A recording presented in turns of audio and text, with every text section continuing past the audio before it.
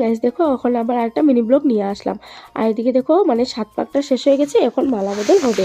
আর মালা বদলে দেখো বরকন্যার হাতে মালা রয়েছে মালা বদলের জন্য।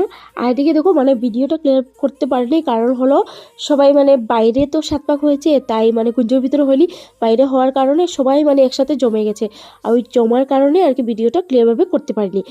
মানে চারিদিকে লাইট জ্বালিয়ে রেখে দিয়েছে, কেউ টর্চ দেখাচ্ছে, কেউ মোবাইল দিয়ে ফ্ল্যাশ লাইট জ্বালানো রয়েছে, কারণ মানে মুখটা যাতে ফোকাস হয় সবের, মানে ভিডিওটা করতে সুবিধা, কিন্তু এর জন্য ভিডিওটা ক্লিয়ারভাবে করতে পারিনি।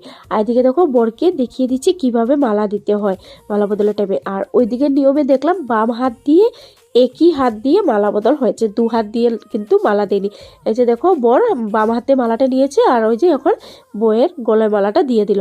মানে ওই দিকের নিয়ম হলো মানে একই হাত দিয়ে মালা দিতে হয়। তারপর বউয়ের হাতেও যেটা মালা, এটা বোনের গলায় দিয়ে দেবে। নেক্সট ব্লগে আমি দেখাবো। ভিডিওটা ভালো লাগলে লাইক করে